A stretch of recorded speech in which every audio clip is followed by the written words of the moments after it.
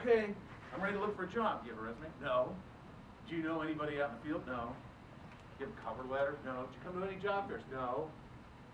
Okay, well, let me introduce you to Lowe's and Home Depot, because that's where you're going to be for the next 3 years. We're going to talk about what you need to find that job at the end of the road. We'll talk about professionalism mixed in there too.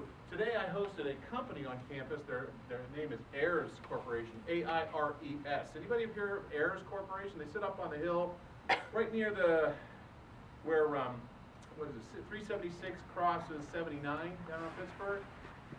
What they do is they are an executive relocation firm. They work with companies like eBay.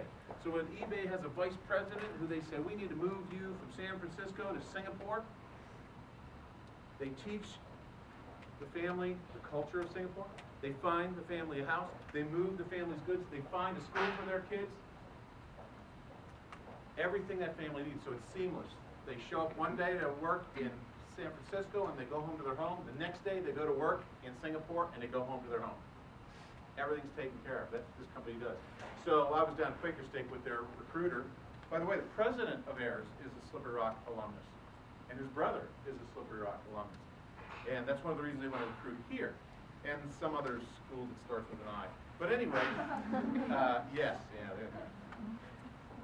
But I asked her, what are you looking for? Because I want to make sure I link you with the students who would be interested in working for you. And she told me about the 2 jobs she's going to be hiring. She's going to be doing on-campus interviews last week of March and then first week of April. So as you get closer to graduation, you're going to have opportunities for those jobs at AIRS. And I started listing what she's looking for. Problems. Who's ever had a job as a hostess, waitress, landscaper, anything where you had to please, that you had a certain... Excellent. She's looking for you. More than anything else, she wants somebody who has resolved conflicts in dealing with the difficult public.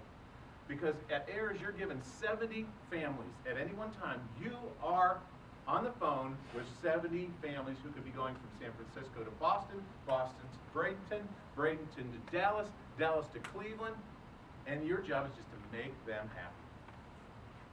Now, most of your families work for one company, so you know what services they're looking for. You know, like maybe eBay has relocation, immigration papers they work on, culture, learning about the culture, real estate, helping to find a house. And maybe the smaller companies don't quite get that many services, so it's sort of like a cafeteria style thing. So think about that skill you already have. There's a company right now, I'm telling you, that would interview you for a job. That's about $35,000 to start, not too shabby, upwardly mobile. And then any accounting, finance people? Yeah. Okay, they want you too. They need a finance person looking at all the bills coming in for all this and making sure that they're paying the right amount for the different services, because they contract all this stuff out. So every little thing you do here for the next 4 years can matter if you frame it in the right way. What's that document that we, raise your hand if you know the answer, what's that document that we put all kinds of things about ourselves, raise your hand if you know it, and you send it, put that, there you go. Resume. What's your name? Casey. So Casey answered the first question. So Casey gets the grand prize of a career education development. Oh, yeah. Give it up for Casey. Don't think that I don't have other prizes up my sleeve. So, right, so your resume. And your resume is not about everything you did. It's about the best, most recent, most relevant, clearest, most concise stuff that you can tell them. So it's not about everything you did. So don't come into our office with 40 scholarships. I like this scholarship, that scholarship. You're wasting 4 inches where you could be saying skills that they want. Because what does scholarship say? I'm smart, I'm smart, I'm smart, I'm smart, I'm smart, I'm smart, I'm smart. And yet up the top of the page you put 3.7. You already said you're smart. Now you just wasted 4 inches telling them I'm smart, I'm smart, I'm smart. Use those inches to tell them relevant skills that are in the job description. Because the resume doesn't get you a job. What's it get you? Interview. And what's that first thing you're asking for? The interview. Opportunity to interview. Resume gets you an interview. That's why you don't tell them everything you did. You tell them that in the interview. You tell them only the most recent, most relevant stuff. So about sophomore years when you're going to start trimming out any of that high school stuff, come to our office, we'll help you do all that. This is my shameless advertisement for our office. Anybody going to the fair tomorrow? Ooh, all right, excellent. We got 73 employers coming to campus tomorrow. They're going to be in the ballroom. They're going to be in the theater. You can register for that. Well, you can't register for it anymore, but you can show up. You just won't have a name badge. But if you registered early, bravo to you, because employers will see you have a name badge, meaning you thought about it early. First thing in professionalism, think ahead about what you're going to do. When you walk into the fair, you're going to be walking around with 70-some companies that want to hire you for summer jobs, internships, and there's some full-time jobs coming to this one too. PNC Bank will be there. Georgia Pacific, Enterprise Rent-A-Car, Prudential. These are all companies you've heard of. But then there's a lot of camps who want people to work with kids. There are some schools who work with kids who come from compromised families, compromised areas of town. All sorts of opportunities in there. When you go to a job fair, like our summer job and internship fair, don't go looking for a job. I know that knocks you off your chair. Don't go to a job fair to get a job, because 9 times out of 10 you're going to be disappointed. The point is, I bring 70-plus recruiters into one place for you to network. Now, you could go in there and say, gee, I'm not interested in any of these companies. But who's standing at those tables? Recruiters. Now, I'm a career geeky guy. I love being a career geek, and I hang out with career geeks. So I know every career geek in Pennsylvania, and most of them in Ohio colleges. My good friend over at YSU. I know all the people at IUP, Westchester, Cheney. Name a school. I know their career director in Pennsylvania. So if you want to get a job and go in, maybe get a master's in student affairs and go work in a career office someday, I can help you, because I know all the career geeks in Pennsylvania. All those recruiters, no recruiters.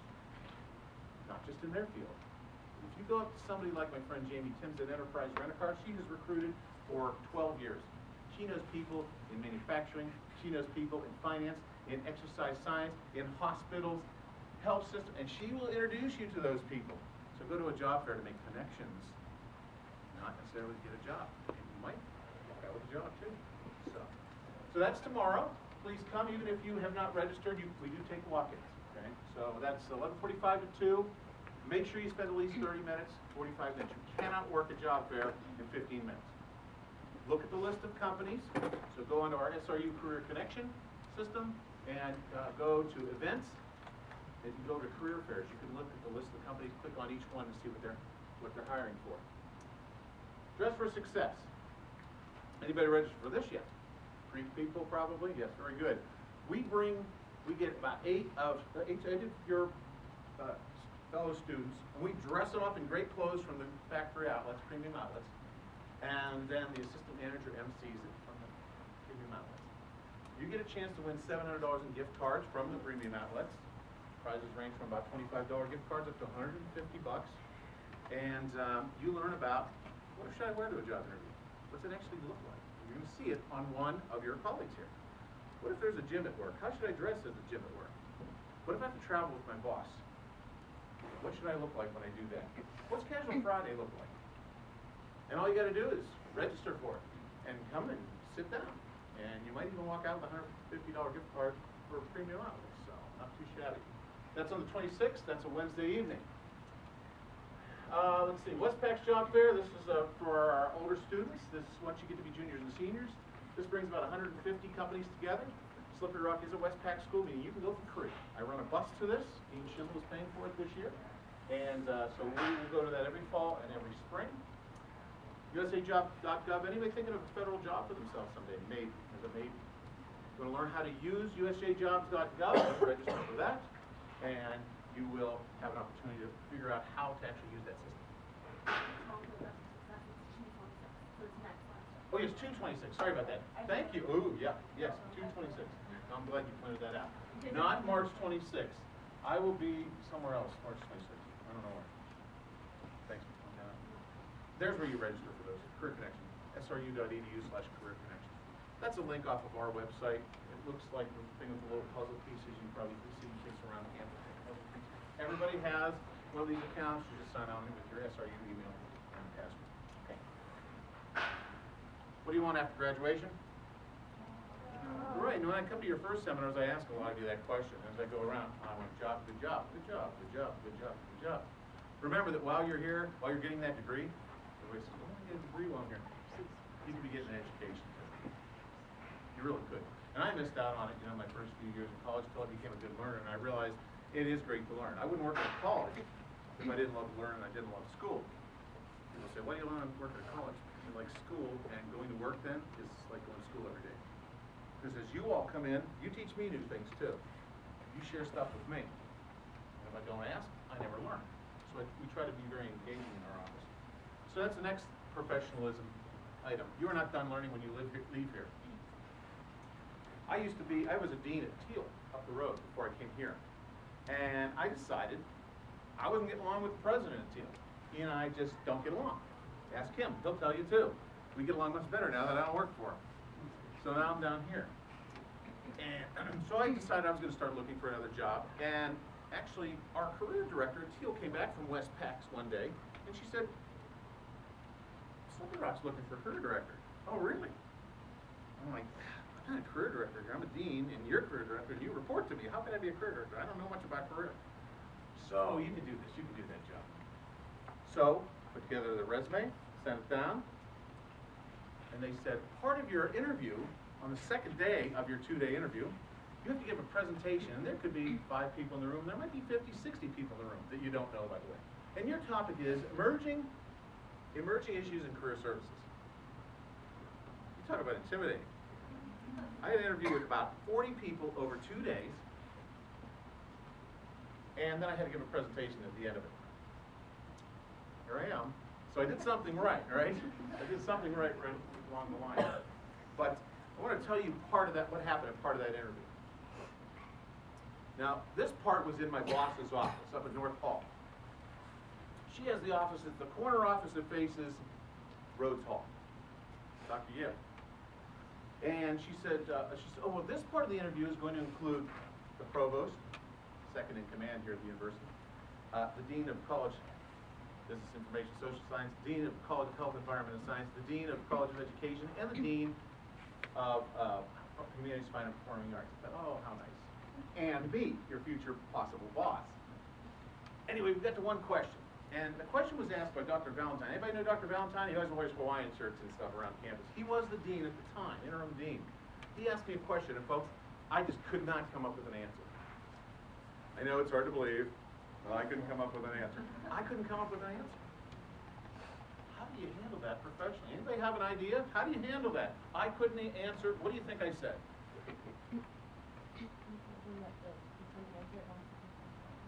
Beautiful. Could I come back to the question later?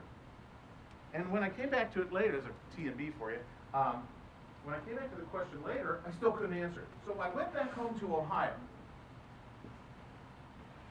And after your interview, what's the first thing you should do? You should go home and do what?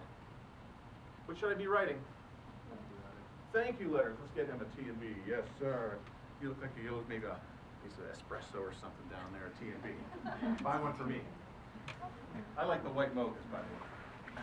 And I am in the library, so you know. So I went back home, wrote my first thank you letter. Who was it to? Dr. Dave Valentine. Thank you for the opportunity to interview at Slippery Rock. After visiting with everybody, I am more excited than ever at the opportunity to serve as Director of Career Services at the time we were called. Director of Career Services at Slippery Rock University. On my ride home, I was thinking about your question. The answer to your question, from my point of view, is this. And I wrote out my answer. And I closed with, I look forward to hearing from you soon. Excited, passionate about Slippery Rock, ready to come to work. I drove that letter over to Pennsylvania, and I mailed it to Bessemer. Anybody know where Bessemer is? Because I knew it would get there one day sooner if I mailed it to Pennsylvania. Professionalism. Answer the question. The interview isn't bullshit. Because I knew everybody who interviews you on this campus has a chance to write their opinion to the hiring manager. I didn't want Dave's opinion, Dr. Valentine's opinion, to be, that guy just doesn't cut it. He got the first letter. I wrote 36 individually written thank you letters. Because when I sat down in my committee, my selection committee was around the table, before we get started, everybody, can I ask, run down your name? Terry Burkvickler, okay? And so I wrote them on my page in the form of the table. So when I responded to them, I could say, well, Ms. Berkbickler. And then when I went home to write the letters, I had all their names. And I could write them directly to them. Professionalism. The last piece I'm going to tell you about is follow-up. These recruiters tell me that if the college students would simply follow up, you shook somebody's hand at a job fair, you got their card. If you literally go back to your room and write, thanks for recruiting Slipper Up University. It was a real pleasure meeting you. I'm going to be looking for an internship in 2 years, some of you. I'd really like to stay in touch. Can I send you a LinkedIn request? You are 10 times ahead of everyone else because students don't follow up. I hear it time and time. If you just shake their hand and get a card, at least send them an email. Thank you for recruiting Slipper Up. It was a real pleasure meeting. I loved learning about credentials. Can I stay in contact with you? Sure. What's the best way to stay in contact with you? Get the conversation going. Because let me tell you, those people over at that college that starts with an I aren't following up. They're not hearing this message. You are. If you just follow up, you are way ahead of everyone else. Professionalism. Okay. There you go. Okay, let's do a little quiz here. This is where you're allowed to pull out your phone. If you have a calculator on your phone, I would like you to enter the number 50 into it. I'm going to start you all, or you can jot down on a piece of paper. Let's work on a piece of paper as well. So go to your calculator and put 50 in your phone. You're going to be adding and subtracting off of this number. We're going to find out how employable each of you are. I'm not going to ask for your final scores, okay, everybody, but I want you to see what it takes to be employable, because now you have 3 years to change anything that you need to change. See, when we were career service office, you didn't find this out from us. Maybe senior year, you're finding it out first and second year. That's why we're career education and development, 4 years of development. Here we go. The first one is a true or false question. How would you answer that? You don't have to shout it out. All right, now, if you said true to question number 1, I want you to subtract 10 points from your score right now. So you're at 40 points. If you said false, I want you to add 10 points. Question number 2, I only plan on working 8 to 5 when I graduate here. Where's our educators? I love when teachers tell me that. It's sort of like, yeah, that's not going to happen now. Because you grade those papers all night, and then you got to go do band practice, or you got to go do cheerleading practice. Yeah. Superintendents don't want 8 to 5ers. You're not going to get a job. You got to do more. So, on number 2, if you said true, subtract 2 points. Add 2 if you said false. Okay, number 3, I will only take a first job if it's over $50,000. Let me know where that is so I can take it too.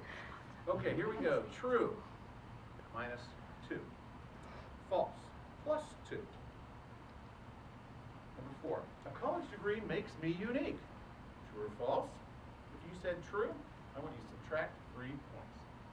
Look around you, everybody. Y'all have college degrees, or you're going to. Doesn't make you unique. So, when they ask that last question in the job interview, why should I hire you?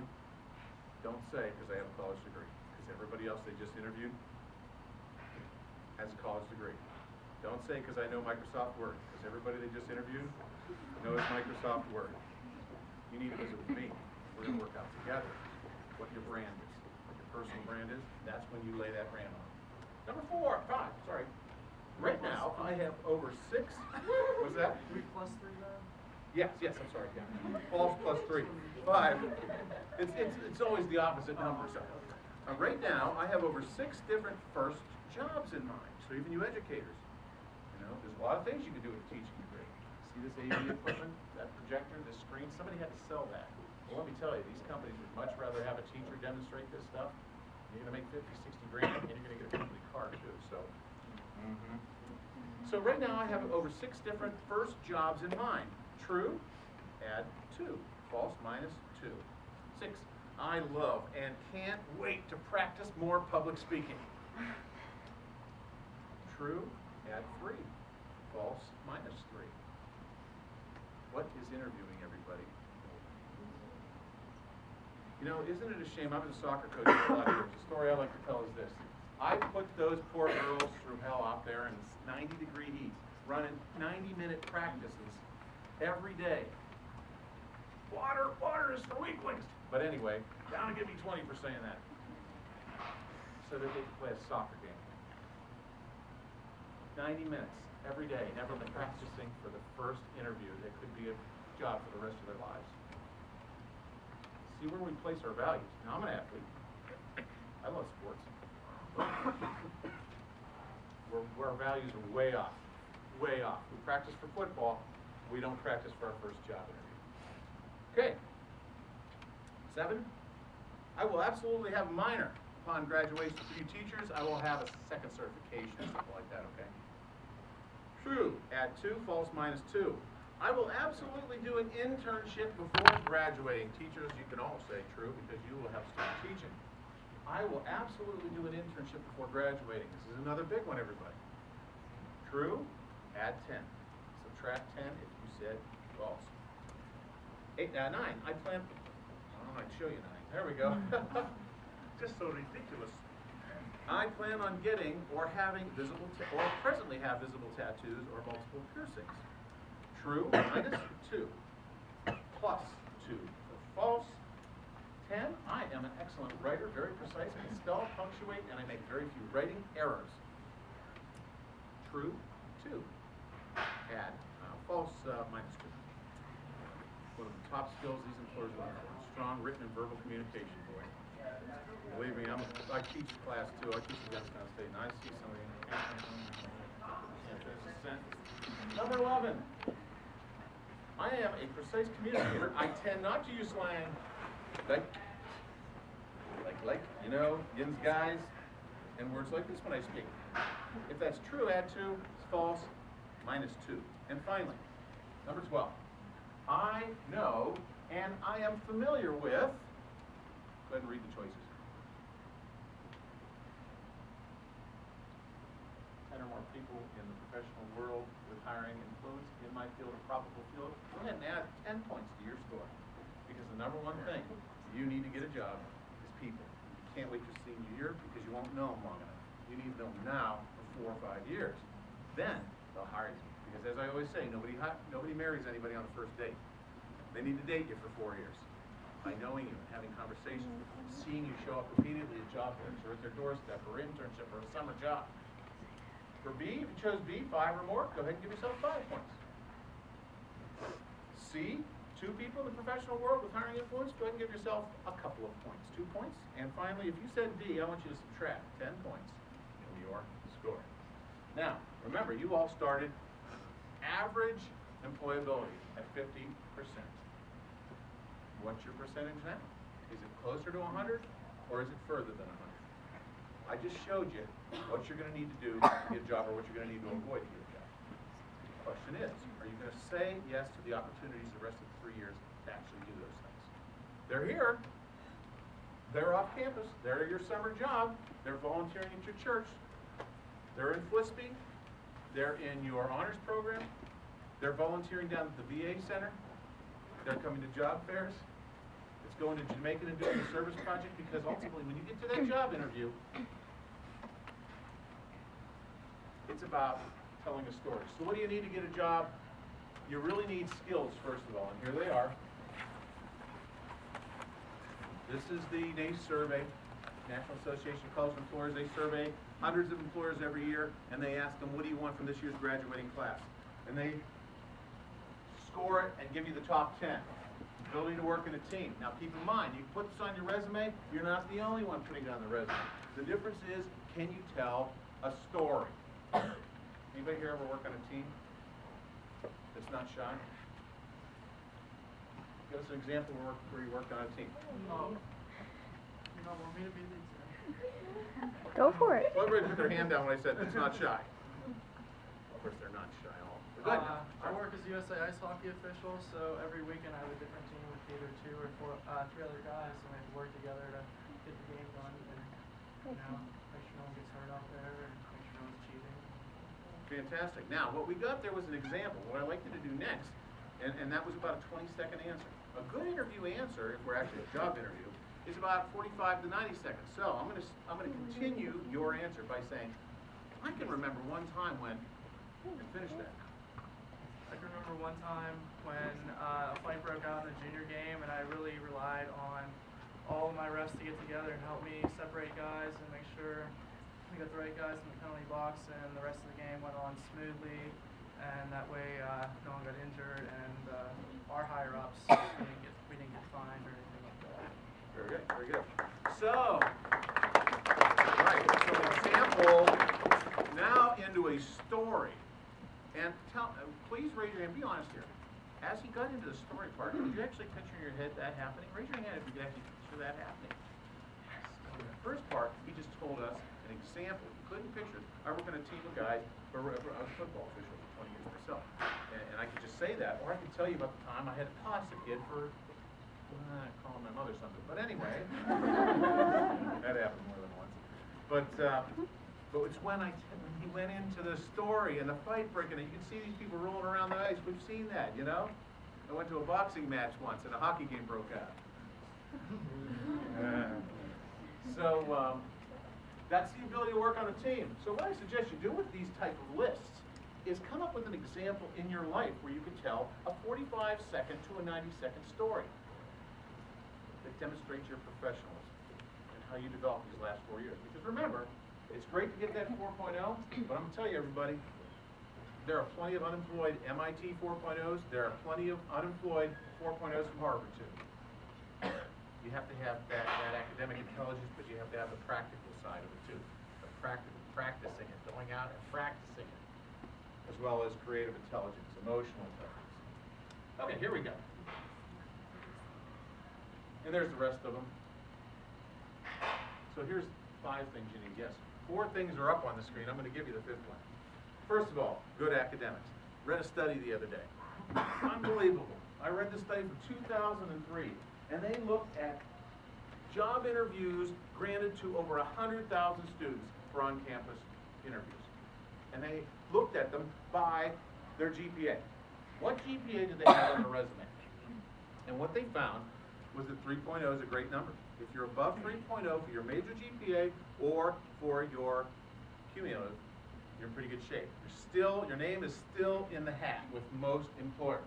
Once you got below that 3.0, the offers to interview dropped off exponentially. Way dropped off. People who chose not to put a GPA on their resume at all, performed at the same level. And when I say performed, they got the number of interviews, the percentage that got interviews was the same as people who had 2.5s on their resume. So it also says if you're going to be below a 2.5, it doesn't matter what you do, because they're always going to choose at least those 3.0s or higher, and maybe default to 2.5s if they have to. So academics is important. It also found that if you have a high major GPA, maybe higher than your cum, and it was over 3.25, you should put your major GPA on your resume. I mean, 5 to 12% more interviews for people who have major GPAs higher than 3.25 to put it on their resume. So keep that in mind. Again, that's not just picking a few names out of a hat. That was 100,000 students they studied. Very powerful. You saw an example. You need stories to tell. Good stories, not some of the other stories that I hear, having 2 kids here. Good stories to tell. And that could be, again, from the volunteer experience from your summer job. It could be doing something with your community assistant or something like that, or being a community assistant. Anybody apply for those ambassador jobs? 1, 2, a couple, 3? Okay, good. How about for CA positions? Anybody apply for? All right, so you got my email. Okay, very good. Number 3, and by the way, this is really number 1. You need people. 7 out of 10 jobs come from your contacts. And today, 70% of jobs are never posted anywhere. Somebody tell me why. Why are 7 out of 10 jobs never posted anywhere? Why? It is because companies don't need to post them. They're finding them through their network, or the number 1 way they hire is from within. Number 1 way companies hire is from within, so they don't need to post it. The number 2 way companies hire is by, I call it the Giant Eagle line method. I'm in line with somebody at Giant Eagle. We start to talk. We continue to talk as we head out to the door. You start to recognize I have certain skills that you want to hire for. Where are you working at? He said, I work for Slipper Rod. Would you consider talking to me about a job with my company? Well, what do you guys do? Next week I'm working for it. It's the second way companies prefer to hire. Number one, from within. Number two, hiring an unknown job hunter who presents at the right place at the right time with the right skills. The third way, go right from their network. Call somebody they know. I need to hire a salesperson fast. I know you guys hire salespeople. You have any resumes I can look at? Or do you know anybody? That's your top three, and that accounts for 70% of hiring. Never posted. You've heard my story, some of you. I never had a resume, and I never interviewed for a job in the private sector, and I worked for 20 years for 4 different companies. I was a CEO of one, and I was hired by the president 3 or 4 times. Because I knew that's it. You could do it too. But you can't wait until the week before graduation and say, oh, I don't know anybody. John, I don't know anybody. I'm still going to help you. But I can't get you to know 40 people deeply in a week. You need 4 years. So come see us. We'll build a LinkedIn profile. We'll teach other ways that you can network. You need a brand. Anybody, raise your hand if you like Pepsi. Who likes Pepsi? Not a lot of Pepsi fans around here. Coke? Okay. So there's some reason you would choose one of the over the other. Now, where is my Taco Bell fans? Now, okay, is there anybody that would prefer going to Chipotle over Taco Bell? Ooh, why? Somebody tell me why. Why is that better? Better quality? Fresher? What else? Who else had their hand up? It's better for you. Better for you, maybe fresher ingredients, and less sprayed with those nice chemicals. What they're coming up with is what's called a value proposition. Why should I buy you? It's fresher. It's healthier. You hear that? Taco Bell. It's cheaper. It's quick. I can get it at 2 a.m. Right? It's a value proposition. Now, that goes right along with the job interview question. Why should I hire you? And what most people do, after they've sat in a half-hour, 1-hour interview, or 2-day interview, the second to last question is, why should I hire you? What most people do is, well, as I said in my first answer was, I'm a very good communicator. And as I said in my second answer is this, and as I said earlier, that's not the time to do a synopsis of your interview. It's the time to pull out of your pocket something they've never heard. You know what my brand is? Showing presence, patience, perseverance, dedication to caring out about the students, loving the students, being here, working whenever, wherever, and however to make sure you're successful. That's it. Drives my wife crazy. She says, where do I fit in there? I'll squeeze you in around 10 p.m. That's my brand. I'm not going to talk about any of that. But when they ask me, why should I hire you? I'm going to be present. I don't answer the phone when I'm with these students. I don't attend when I'm with these students. I'm going to be patient. I know not everybody is ready to sit in an interview and be extroverted and answer these questions like this. I'm going to be persevering. When I pass you, Dan, when I pass you on the campus and you told me you're going to send me your resume, Dan, I didn't get your resume as you went past. I'm going to be perseverant with you. Perseverance, presence, patience, passion. I'll be here till 7:30 tonight, 8, I don't know, somewhere like that. I will work whenever, wherever, however, to make sure people are served with passion, professionalism, patience. You hear my brand coming out, everybody? Am I demonstrating my brand right now to all of you? How are you always consistent? Because that's what people are going to love about you. How are you consistent? It's when you're inconsistent and unprofessional in the workplace that you're not building your brand. See, when I walk down to the office, everybody knows how I'm going to be all the time. I'm going to be goofy. I'm going to be a little scatterbrained. I love working on a million projects at the same time. I'll leave 10 things undone. One typo on the slide. That's how I am. But I'm hoping it's also what makes me lovable and a great leader in my office. So when my people want to come back and work the next day. See, it's not just important to me that you all get jobs. It's important that you get jobs you love. And it's equally important that the 13 or 14 people, including my student workers, feel part of the team, feel part of decision making, and love coming to work every day. It's my job, and if they're not, it's my fault. If you aren't served by one of my staff members, it's my fault. I failed. When my students in my classes at YSU turn in a really bad paper, I failed. Not them, I failed. I didn't do my job. It's my responsibility to make sure they learn and at least get that C, the average, at least. I'm so disappointed when I have to enter D's and F's at the end of the semester. How can I change next semester? See where professionalism comes from? It's not just about us individually. You have to consider the people you're serving. In our office, you come in, you choose your attitude. If you're not a servant leader, when you come in, don't come in. You're present. We don't answer our phones. We show our patience for you. We make your day. Who's used our office? As we're walking back to the office, what question do we usually ask you? Anybody remember? What are we working on today? Because if you tell us, we're going to try to make your day. And we're going to get it done. Make their day. That's our third. And our last, have fun. Folks, don't create a work environment. Many of you are going to go on to be leaders. Don't create a work environment where it's all work and nobody has fun. You've got to take time to celebrate successes with your staff. We play putt-putt in the hallways. We'll shut down the office for a couple hours. I'll bring in pizza, cake. We celebrate the cards and thank you letters that you send us. And we play putt-putt. We go bowling over there. We go on field trips to companies and learn about how things are made and how they hire all of you and how we can do a better job to hire you just to get out of the office for a day. Celebrate your successes. Even if it's individual successes working with one of your clients.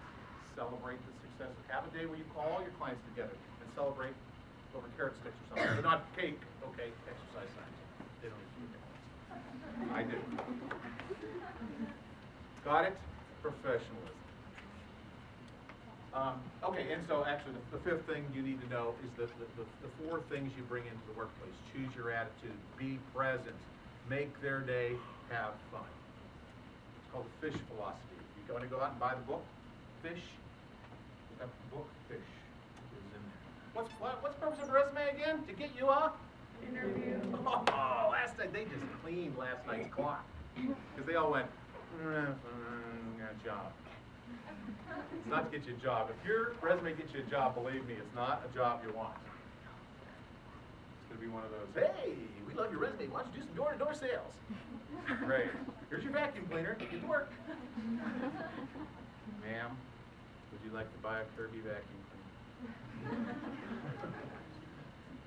So, resume is not about everything you did. It's about the most recent, relevant, clear, consistent, concise. Recent. Next year, I want you all to clean all that high school stuff off. Unless you were in something really fantastic, like you did the UN semester your senior year, or you were Girl Scouts, Boy Scouts, Eagle Scouts. That stuff can live on. If it's not that stuff, it's not super fantastic, gone. You need to create new experiences here. Recent. We need recent. Scannable. I need to be able to read your resume in 30 seconds or less. Most resumes, if they ever get read, are read for about 10 seconds. Yeah, you spend 6 hours doing it, it's going to be read for 10 seconds. So don't spend 6 hours doing it. Spend 1 hour with me, or John, or Renee, or Aubrey, or Ingrid, or somebody in our office. It's not frustrating, man. And you'll laugh, you'll have fun, and you'll learn. That's why we're career education. Also, it's got to be scannable by a computer. More and more companies are using computers to look at your resume, so you cannot have a lot of lines, graphics, boxes, colors, QR codes, all that funky monkey stuff people put on the resume. Leave it off. Text. As little of that jazz as possible. Computer looks down the resume for certain keywords. If you have enough of those keywords, it puts you on the review by human being pile, and then a human's actually going to look at it. If not, it puts you on the generate a kick to the curb letter, and you get the kick to the curb letter in the mail 2 days later. 4 out of 10 companies using resume scanning software. So if you have lines, graphics, colors, QR codes, you're going to miss out on jobs and never know why. And it's going to have nothing to do with your qualifications. It's going to have to do with the fact that the computer can't read your resume. That's a lousy reason to miss out on jobs. Keep your formatting consistent. Help the human resource people who are going to hire you. Everybody's using different fonts and different spacing, and that poor person has to sit there and read 100, 200 resumes a day for a living. Help them out by putting your dates out here to the right, putting some nice white space in here. Don't make your resume read like a journal article. You know, all words, top to bottom. We can work with you on that. Go quantitative. If you supervise a certain number of people, if you're in an organization and you went out and got new members, well, how many did you recruit? If you were the treasurer in an organization here, how much money did you manage? If you raised money during a fundraiser, how much did you raise? Was it successful? Led successful fundraiser for a Catholic keg of beer for the amount of $50,000, whatever. That's great stuff to put on there. Not to make a beer card, by the way. Amount of money managed, number of people, number of volunteers, whatever. Get that on there. People love numbers. It's really hard to write a cover letter. I am interested in this job. I'm writing to you to express my interest. I am doing this. I am a lot of I's in cover letters. I am the ionator. I can destroy I's with a single bound. Bring it to me. We will get rid of your I's. Not all of them. There's usually going to be a few stragglers that I can't destroy. But I destroy I's. And we'll make your cover letter flow very nicely. Misrepresentations, lies, overrepresenting things, or if you just put things on the resume because it will look good on a resume. Remember what I say about it'll look good on a resume. If you never got involved, if you never went to a meeting, or if it's a club that doesn't hold meetings, you put it on there, and then they ask you, tell me about your experience in this organization. I was in that organization at Ohio State. You now have a choice. If it was not a particularly active organization, you could either lie and make up all the grand things, including the presidency that you held, or you could tell the truth. Yeah, well, we really didn't do much. I never really went to a meeting, and neither one's a good option. So I know all the older people told you, do that, it'll look good on a resume. If you can't tell a story about it in your interview, forget it. Join organizations and you can tell a story about the interview. And more importantly, that will help you build skills that you can then apply in the job market in dealing with people that are backstabbers, or people who are trying to get on your good side for some reason, or people who are cliquish and want you to be in their clique. Build those skills so that you can deal with those things your first year on the job. In Compass Level 3, we even act out, I have the students come up and act out different things like sexual harassment. Most people haven't thought about stuff like that. I'll say ladies because ladies tend to be harassed in the workplace more than guys. The guys are out entirely, but it's mostly ladies. Have you thought about that? What if you went to work this week and the boss did this? And said, I've been meaning to talk with you about a couple of things. You know, I think we can get you a job after you graduate. Let's just talk about some things you can do for me. What are you going to do in that situation? It's easy to say, I'd kick him in the... You're not going to do that. How would you handle it? And aren't you glad you're thinking about it now instead of in 4 years? That's professionalism. Building the skills to, with poise, handle a very difficult situation like that. The other day in our staff meeting, I was asking everybody, we were talking about things that make us stressed out. And I said to my staff, who would love right now to take a call from an angry parent who is accusing the career office of everything under the sun, from causing a disease to not getting their good job? And nobody raised their hand, except for me. I love talking with angry parents. We don't get it very often. I get about 2 a year, maybe 3. They first call Dr. Norton, and then she sends them to me. I love it, because I know by the time I'm done with that parent, they're going to be calling their kids saying, yeah, he said you never came into the career office because they keep records on that. Confidence, folks. I'm very confident with my staff. I know what's going on when I'm not there.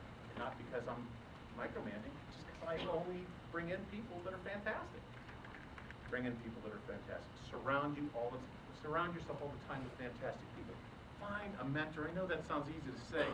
Find a mentor. When I look back on my career, I could think of all kinds of people who really influenced me in a positive way. And then I can think of people who I looked at and said, I will never be like that human being, ever. I will never be a boss like that, and I never was. But you're going to have some bosses that drive you crazy. That's your opportunity to learn from that experience and not be that way to other people.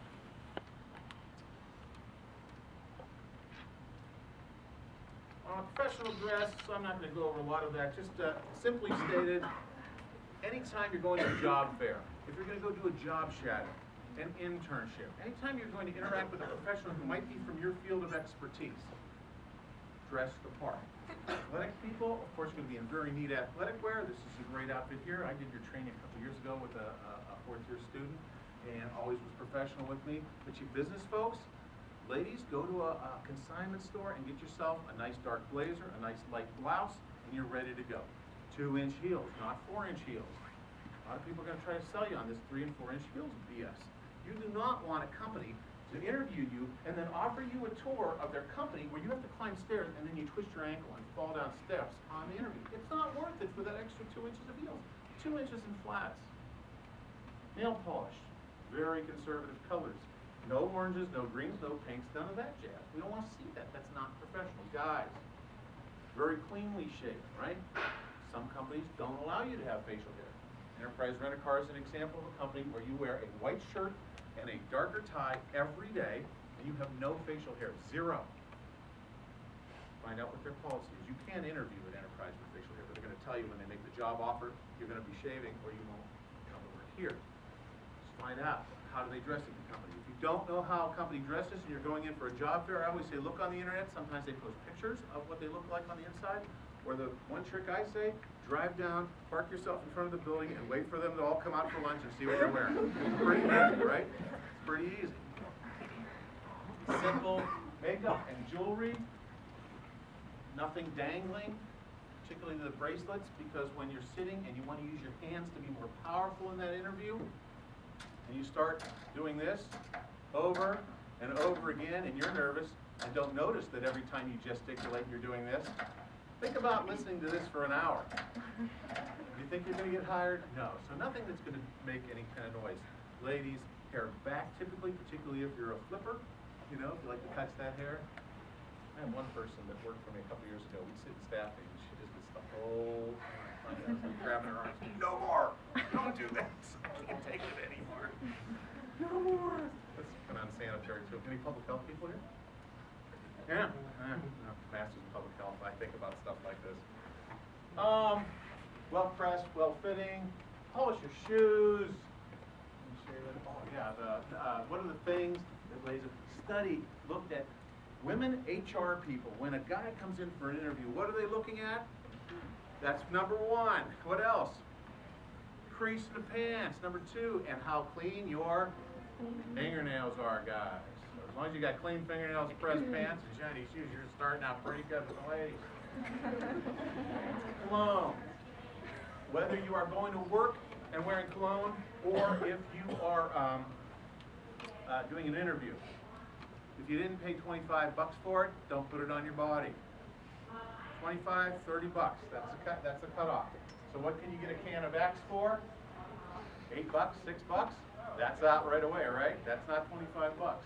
If you didn't pay 25 for it, don't put it on your body. Use a nice scented soap or something. Don't put it on. Also, professionalism in the workplace. Folks, we got a lot of people who have multiple chemical sensitivity these days. It's because we've made our buildings so tight they don't breathe anymore. So that means that the formaldehyde and everything that they put into these are off-gassing out in here. So people are becoming more and more sensitive in indoor environments. When you bring in your Febreze, or you bring in the cat dander on your clothes, inconsiderate of other people, or if you spray stuff all the time, if you're using Lysol, I'm going to use that little scented candle thing. Please be professional and considerate of people's work. That is not polite to do that. It's also not polite to open a can of tuna fish and throw it in your trash when you're done. Little things like that are what tear down your professionalism in the eyes of other people. I had one last story I'll tell you. I had a department on campus call me a couple years ago and said to me, just give a talk on professionalism. Campus department. And then it spread like wildfire. Other departments heard I gave this talk, and before I knew it, I was giving it to several departments on campus. Why? Because you have people like Dr. Norton and Dr. Watson, for generation, the baby boom generation. You got people like bald guy here, Generation X, and we got people like you, and a lot of the GAs, and a lot of younger people like Brad Koleski for Gen Y. We look at things totally differently. Let me give you one example. You start an email, and I get, please don't think you can't send me an email like this, because I dig it. I know you're all Gen Ys. Hey, Mr. Rindy, I just visited the job fair and I have some questions. See, to a Gen Xer and to a baby boomer, the word hey sounds like this. Hey, idiot. Hey, stupid. But to all of you, hey, when are you guys going up to Quaker Sticking with? You just use that all the time as hey, as a greeting. You see the generational problem that we run into? be aware of who you're working with and the fact that they may take things differently. So you can send me, hey, now I'm going to get like 50 Hays. I know I'm going to get it. So it bothers me in a professional setting, but not from all of you, because I understand the generational difference there. Even a simple word like hey, how a Gen Xer sees hey versus how all you see hey. Be aware of who's around you and how they view different things. Right now, Gen Xers are pretty much in control of the world. We hire you and we fire you. Most of us don't like tattoos and multiple piercings. In a few years, you're going to be ruling the world. It'll be perfectly fine to have piercings and all tattoos, but you got to get past us. So before you get something that's visible, think of those 2 or 3 points you lost on your score every time you add another one and another one, but you can't have her up. That doesn't mean you're not going to find a workplace that allows it. Go and do your interview, and then if you find that that's pretty cool to have a tattoo, then you can wear your hair up because you have that thing across the back of your neck. So, now, I'm going to stop talking, believe it or not, and that's where we are. If you want an appointment, by the way, we're at 2028, or you just stop in Bailey Library and make an appointment. The only time we take walk-ins is right before job fairs, because a lot of people want to do a resume review real quickly. We do have resume paper, it's 10 cents a sheet. You need to just do a couple. So remember that you can always come in and just do a couple. We have laser printer, you can use our laser printer. And those are our hours. Now, there's got to be some question about